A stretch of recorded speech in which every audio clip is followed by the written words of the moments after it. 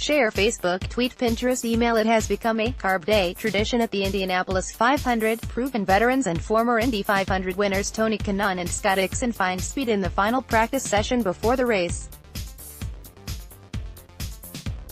That happened once again on Friday as Kanaan's No.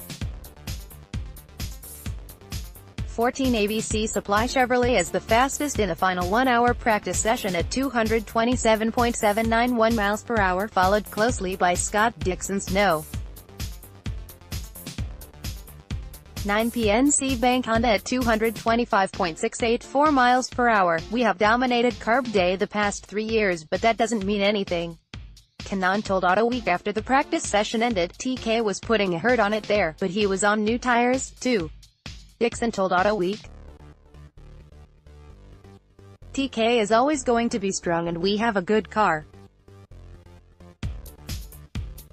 The problem is 15 other drivers can win this race. This year's Carb Day was extremely busy as the 33 drivers in the race ran a total of 1,273 laps around the 2.5-mile Indianapolis Motor Speedway.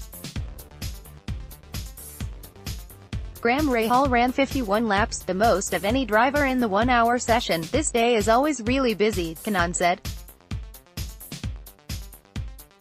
I remember back in the days when we had to save the engine, and you couldn't do more than 10 laps to save it for the race.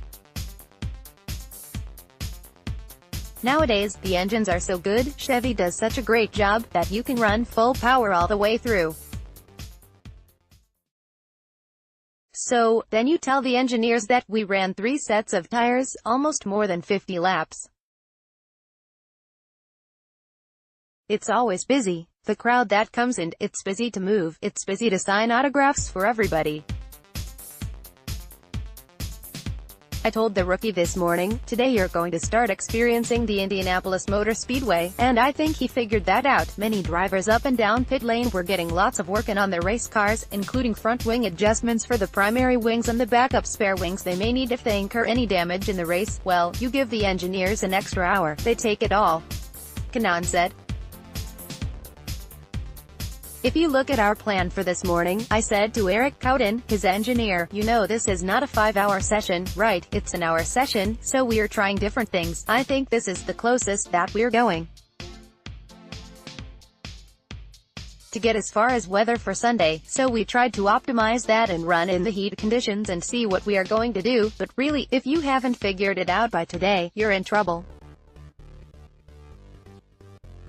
So, we just really went through some exercise, gave the boys some pit stops, refueling, trying to gauge your fuel mileage and so on. It was the first time on the track for the drivers in the Indy 500 since Monday's 3-hour practice session.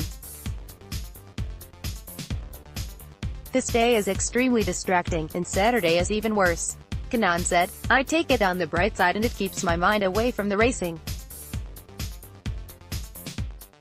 I interact with the fans, we have the parade and we have sponsor dinners, then on Sunday, it will be game time. Kanaan said his fast lap came with a pretty big tow, but his biggest concern will be how the car handles in the hot weather on Sunday. He remains confident that he can win the race from the 10th starting position. Marco Andretti was third quick in a Honda at 225.220 miles per hour, followed by Sebastian Bourdais' Honda at 224.815 miles per hour and Charlie Kimball's Chevrolet at 224.712 miles per hour. Defending Indianapolis 500 winner Takuma Sato was sixth in a Honda at 224.083 miles per hour, followed by Will Power's Chevrolet at 223.942 miles per hour and Danica Patrick's Chevrolet at 223.653 miles per hour. Sunday's weather calls for high heat and high humidity.